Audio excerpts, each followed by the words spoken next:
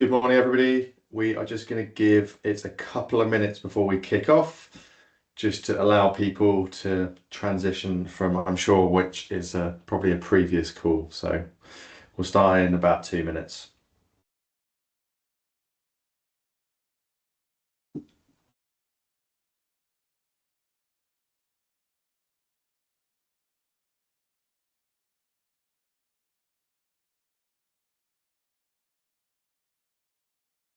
Morning, just for those joining, we're just going to start in 2 minutes, also 1 minute. We're just going to give people a minute or so to join from previous meetings, and then we'll kick off.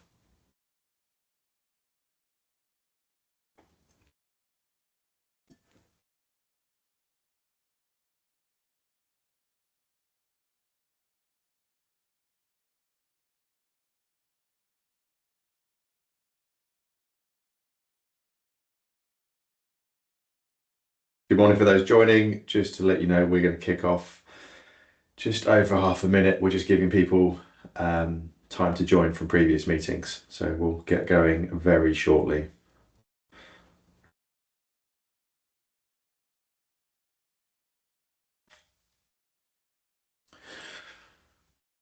Okay, I think that is probably good time to get going. So good morning, everybody, and welcome to today's live broadcast. I'm Tom Ridges, founder and CEO of Herdify. In the last few weeks, I've spoken at both the Salison charity event and the Charity Times event about donor decline and how behavioural science can help. Those sessions were really intended to help people understand how behavioural science can help reverse that decline. So there was purposely very little information on Herdify. I should say the Salison event was actually recorded and is on YouTube. So if you want to re-watch that, just search Herdify on YouTube to find that. So today's session will recap some of that, but really talks more about how our insights platform can help you act on this knowledge to help drive better fundraising outcomes. Because with rising costs we've seen just in advertising, we need to find new ways to deliver results without having to spend more. So that's enough from me today. I'm going to hand you over to John Hollis. John looks after partners here at Herdify and works closely with the media agencies who integrate Herdify into their planning. John, over to you. Thanks, Tom. Good morning, everyone. Just a quick spin through the agenda or running order for today. So we're going to talk a little bit about the donor problem, the science of how Herdify actually works and what's a bit under the hood, where this shows up, what this can actually mean for your fundraising, and then how you can get started with implementing this into your fundraising and marketing efforts. And then there'll be some time at the end for a quick Q&A, but there's a Q&A section at the top of the screen. So if you've got any questions as we're going through, please feel free to just drop those in there and we'll make sure that we get them answered for you at the end of the presentation. So I guess really, today, as Tom's kind of covered there, today's session is about understanding how Herdify is creating value for our charity partners. I've been very fortunate over the last 4 years to work very closely with our charity partners and their agency partners to help them understand how this can make impacts to what they're doing. And I guess to really go under the hood of what we're doing, we need to look a bit about how donors actually behave. And I think the first way to look at that is really a quote from Rory Sutherland. I'm sure many of you are familiar with Rory. He's vice chairman of Ogilvy, but he also is an advisor to our business and probably, if not the most famous, one of the most famous behavioural scientists in the UK, if not the world. He talks about human beings being herd animals, essentially, hence Herdify. But I guess if you look at how we behave, typically we have two default ways of making decisions. We do what we've always done. So if that's not giving to charities, we continue to do that, or we copy those around us. And I think that's really reinforced here by this chart from this year's Charities Aid Foundation. Now, this is a trend that we've seen in the report for the last few years. But the top reason that most people are prompted to donate is from a peer, a friend, a family member, or a colleague, right? And I think if we look at our own lives, I certainly know my own. Even in recent times, we've just come off the back of the London Marathon. I'm part of various WhatsApp groups where people are telling me that they're raising funds through things like the marathon or sponsored walks, or I've got a charity football game that I'm actually going to this evening, which was prompted by a friend or family member that is impacted by a cause, and so they're raising funds for that. And so I think I would probably argue that that's a lot higher than just 17%, but it's a massive piece that is often ignored when we target our fundraising campaigns. And I think kind of leading on from that, this is an example of some demographic data. It's an Experian Mosaic group. We're not coming to market saying that this is wrong, I think, but because lots of advertising and fundraising is focused around demographics or interest-based targeting, it ignores the piece that I've just mentioned on the last two slides, that we don't make decisions in isolation. We often need the reinforcement or social proof of our peer groups to help us uncover kind of new charities and learn about things. The example I've got on the screen here is an Experian Mosaic group, as I mentioned, and we've got the RSPCA and PETA UK on the slide. We actually work with both of these charities. And the challenge that lots of charities will have when going to market is that a disproportionate amount of funds are raised by a very similar demographic. Lots of funds are coming from particularly kind of, I suppose, the over 60 market, people that are retired and have disposable income. But even within that, there's a lot of potentially wasted advertising that is going to people that aren't necessarily familiar with the work that charities are doing. And so it means that the money that we're spending on trying to get and raise our message, it can be wasted or ignored. And so what we're trying to do is help people uncover further within the data that exists alongside this demographic data. How can we identify where people are likely to donate to us as a charity versus just the charity sector in general, or similar charity or causes, to help our fundraising pounds go as far as possible? And more broadly, we say that acquisition campaigns just don't work as hard as they could do, because we're targeting them to places where nobody is talking about us, right? If we're sending them broadly across the whole of the UK or to all the areas where we believe our demographic exists, we're simply missing a trick in not focusing on where potentially there's social influence around your charity or organisation to get that kind of social buzz added into the targeting to make these fundraising messages go as far as possible.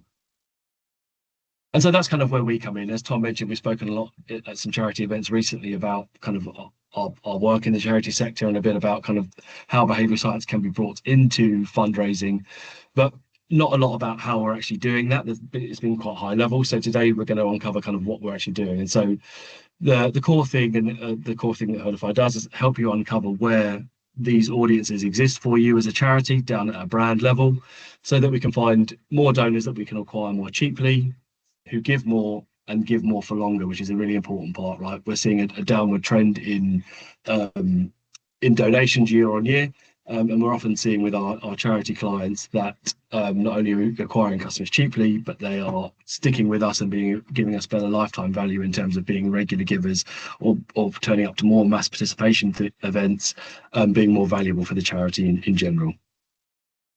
So how do we do that is often the first question I'm asked by people when I jump on these calls with them. What are you doing? How are you finding out where this social buzz, where this word of mouth actually exists for us as a brand? And so I'm going to lift the lid on kind of what we do and talk a bit more about how we're identifying this within your data. We quite often get confused with social media listening data. We're not saying that that social media listening data is bad, right? It's a great way of understanding sentiment around a brand or the charity, but we don't use that in our platform. So I'm going to talk a bit more now about how we are actually doing this. So the first, I think, to note is that within your data, the same way that influence spreads is very alike to how a virus spreads. I appreciate that sounds quite abstract, but stick with me. I'm going to explain kind of how that works in practice.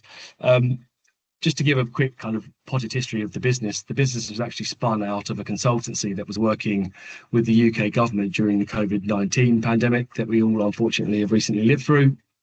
And high level, the same maths and science, the same branch of network science that's used to model how a virus spreads, this acceleration within certain locations, is the same maths and science that we use to model how influence spreads from a statistical point of view. I suppose the real difference between how viruses spread and how influence spreads is in that a virus is what's known as a simple contagion. This one-to-one transmission is often what is how a virus is spreading. So if I'm sat next to someone and I've got a cold and I'm sneezing and spluttering, it's quite likely that that person in close proximity to me will be impacted by that transmission of the disease. Influence is ever so slightly different in that it's what's known as a complex contagion. We need multiple exposures of an idea or multiple exposures of charities before they become, I suppose, before they impact our psyche and before we become aware of them. Now, it varies sector to sector, but we typically see someone needs between kind of 4 and infinite exposures to be truly convinced of something. And so what we're looking for within the data, what the algorithm trains on the first party data to understand is where statistically people are coming into contact with your donors, so that if we can identify this and fundraise in these locations, we're giving them multiple exposures for our advertising and fundraising efforts as well. And so it's much more likely to cut through and actually kind of speak to them and make them think, oh, that's what so and so was talking about, that's the fun run that so and so is doing. So helping them bring that into how, alongside demographic and interest-based targeting, we can kind of cut through the noise. How does that work in practice? That sounds great, and that's all the heavy lifting that we do and the algorithm does in the back end, so you don't need to worry about that too much from a practical point of view. How the platform works in practice is that we are a software platform. We upload through a secure uploader in the platform your first party synonymized donor data. We're not taking your first names, email addresses here. It will be donor one, a transaction ID associated with that, so that we can see if someone's donating one or multiple times. There's some meta fields within that, but it's a postcode of where that's taking place. The where and the when is really important for our algorithm to learn from your donation history, where these patterns and where word of mouth is forming for you as a charity. We then overlay that on our behavioural segmentation engine called BSeen. This brings in a number of different data sets. I mentioned Experian Mosaic at the top of the presentation. We do overlay that within our data sets as well, but we also bring in a number of ONS data sets, things like movement, community data, population density data, transport data. So we almost have a working model of the UK that when we then overlay your donation data with the algorithm that I've spoken about in the previous slides, it essentially allows us to hotspot where these word of mouth clusters are forming for your charity, so that you can incorporate them into your advertising. Through the platform, we then activate that via two main sections. The first is insights on that audience. So as I mentioned, we overlay Experian Mosaic data within that as well, so we can understand things like channel habits for that audience. We can also understand things like what their average donation values, beg your pardon, and a bit more around kind of the groups in which these clusters form. We also then allow you to activate that data into the advertising and channels that you go to market with, as well as some more insights around how you can use this data for in-person activations too. So if you're using things like Meta or Google to fundraise, everything through to things like direct mail and door drops, we are able to pre-format this data so that it's really easy and usable for you to plug and play into the channels that you're already going to market with. A big part of my role here at Herdify is working with our great partners and helping them understand how to utilize this data to the best effect, implementing things like best practice, but also, I guess, from your marketing and fundraising team's point of view, the idea of the platform is all the heavy lifting is done through the platform. There's nothing for you to need to be a data scientist to understand how to utilize this. We are a managed service in that our CS teams and data teams will work with your partners to get this data easily into the channels that you go to market with at a click of a button. So what kind of impact does it have? Hopefully that's not too unclear in terms of how it all works. I'm happy to answer some questions on that at the end. What impact does working with Herdify have? So I've got a couple of case studies here and then some in-person activations that I'm going to talk through. The first one is from the RSPCA, who I mentioned at the top of the call. This case study is on our website and was an A/B test that we ran during Christmas 2024, when the charity sector as a whole was seeing a really tough time in terms of raising funds. Working with the RSPCA and Join the Dots, one of our partners on this campaign, we were able to uncover where there were new audiences that weren't on the RSPCA's radar before.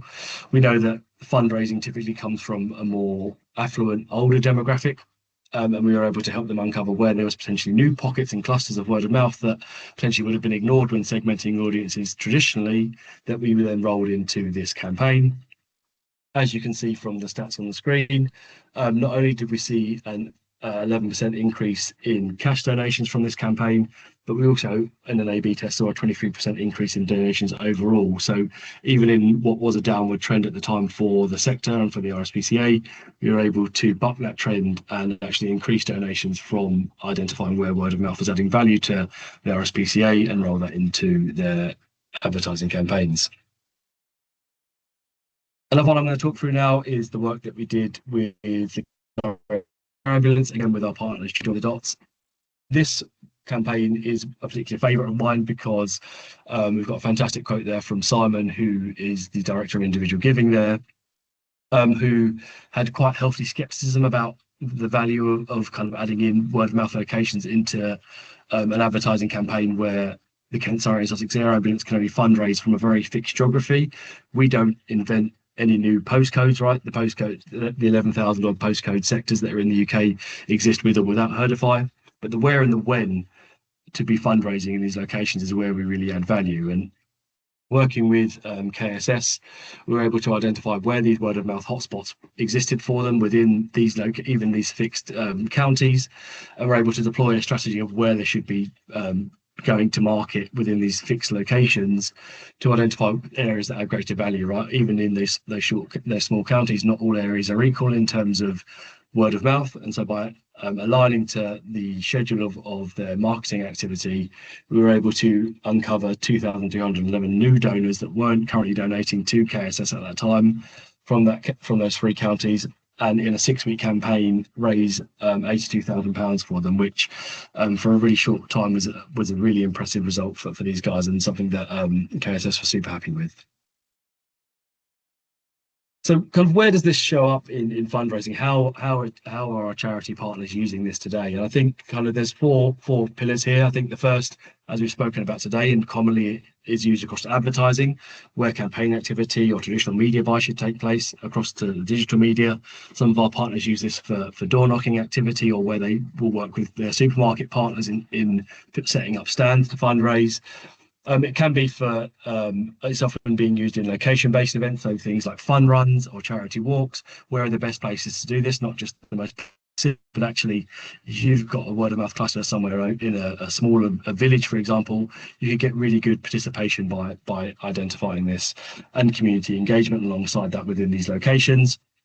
Trust is a really important one. I think this bleeds outside of the charity sector. I think trust is at an all-time low for consumers and donors at the moment because of all of the advent of AI. And so understanding where word of mouth and recommendations are taking place for you as a charity means that we can unlock these high trust areas, so that it means that if we are doing any activations in these areas, they have a much stronger opportunity of being successful. And then in terms of giving types, we work across kind of 4 core pillars there typically. So legacy, which is a big one, lotteries, which is something that I'm seeing more and more across our charity clients and the partners that we work with, regular giving, which is a really important one. How do we find long-time value donors for our charities? And then one-offs. So a quick couple of examples in face-to-face, because I've spoken through a couple of examples for more broadly. But here's an example of how we've deployed this within face-to-face, so door knocking, so working with Centrepoint. They do a lot of house-to-house activations through their agency partners. And it was very difficult for them to understand where they should be deploying these agencies, right? If they've got 100 streets, to use round numbers, how do they deploy their teams across the best 100 streets to be doing this? And working with them, we were able to identify where we were seeing word of mouth for the charity, and so then deploying teams in these locations, we saw a 120% increase in donations where word of mouth existed versus areas where it didn't. Mass participation events, so I touched on this a bit on the previous couple of slides, but working with Comic Relief for the Sport Relief Mile, it was about increasing participation and sign-ups for that event, because they know that by getting a lot more people through the door to sign up to this event, they then off the back of that will raise more funds. By identifying where these word of mouth clusters were for Comic Relief, we were able to increase sign-ups for the event by 192% and participation by 193%. So not only were more people willing to sign up to the event, but actually we got more participation. We were actually getting people to say they were going to do something. They actually fulfilled that commitment as well, and actually turned up and ran the race too. The last one is community engagement. This is some work that we are talking to some of our air ambulance partners on. It's something that is a big concern for the air ambulances that we are speaking with, because not only is fundraising an issue for them, but the sites that they map out for landing are crucial. And sometimes, if they are flying to save a life, if something's going on in one of the landing sites, potentially there's been a tree fallen down somewhere, or there's a fate there, they have no way of knowing that unless the community are communicating with them, which is something that they're not doing at the moment. So we're speaking with them about how they can get their communities to feel more engaged with with them as a charity, so that if anything is going wrong with those sites, they're then able to phone up the KSS, let them know, so that they can factor this into their planning, so that all of their crucial work that they're doing is able to take place without any hiccups. So where do you start? Where do we typically start with the charities that we work with? As I mentioned at the top of the call, we are agnostic in terms of channel, but we know that sometimes when you're talking about helping everywhere, it can be quite difficult and get a bit snowblind in how to actually start using something. If you have teams that work across different channels, it's kind of who's the first person to engage. And so we have kind of built a bit of a roadmap of how we have worked with great success with our charity partners recently, that we would recommend anyone adopting if they were going to engage with us. We typically would suggest starting with a door drop. And as I mentioned, we don't just do door drops, we work across all media activations, but door drops are widely used by the charity sector, which is one reason that we think it's a great place to start, but also it's a very nice way and a clean way of testing the value of adding Herdify in. With other mediums, things like digital channels, there are lots of attribution headaches, I would say, in terms of everyone claiming that last click is the real reason that someone's donated. And as any marketer will tell you, that isn't always the case, because there's always ambient noise going on that is driving this. And so door drops allow us to run a really clean test about how the impact of word of mouth is making to your fundraising and marketing efforts. We then typically move into other marketing use cases. So again, then bringing in other channels, if you're doing things like direct response TV, direct mailings, if you're doing things across paid search and paid social, we can then start incorporating that in. Once we've proven the value, it's then easier to get the organization to adopt this and use it across that. Then it's about wider organizational use cases. So if you do things like coffee mornings or fun runs, how do we then engage teams and work out from a logistical point of view the best locations to be driving kind of these use cases? So I guess in summary of that, first of all, we start off with something like a door drop, being quite tactical there, and then we move across into wider use cases to be strategic across how the whole business can deploy this, because word of mouth is fantastic for marketing, but it also creates social buzz that's fantastic for other organizational use cases. Just to add some more weight to the value of adding this in across the other marketing use cases, as I mentioned, here's some fantastic results that we've seen across things like out of home, Google, reductions in cost per acquisitions on things like Meta, new penetration across TV, and then also across adding this into direct mailings too. As part of our continued support to the charity sector, we want to leave you guys with an offer today. One of the questions that I commonly get in conversations with our charity clients and partners is, in the early days, they're quite concerned about the health of their data, because there's often legacy systems in place that sometimes haven't been migrated properly, or there could be a number of reasons for this. But they're concerned that potentially the data that they have doesn't have any value for a platform like ours. And so to mitigate some of that risk, we are offering a free word of mouth data audit. For anyone that wants to email Bailey, who looks after our marketing here at Herdify, her email address is at the bottom there, but we can share it in the chat as well if anyone needs that, to allow you to essentially explore, is there word of mouth that is strong within your data? We can do this audit and basically give you some uplift on a previous campaign to tell you where we believe that there's value for you, so to give you some strength in the data strength that you guys have. So I will stop there, as that is the end of the deck. I believe we've got 5 minutes left in the broadcast, so happy to take any questions that may have arisen through this.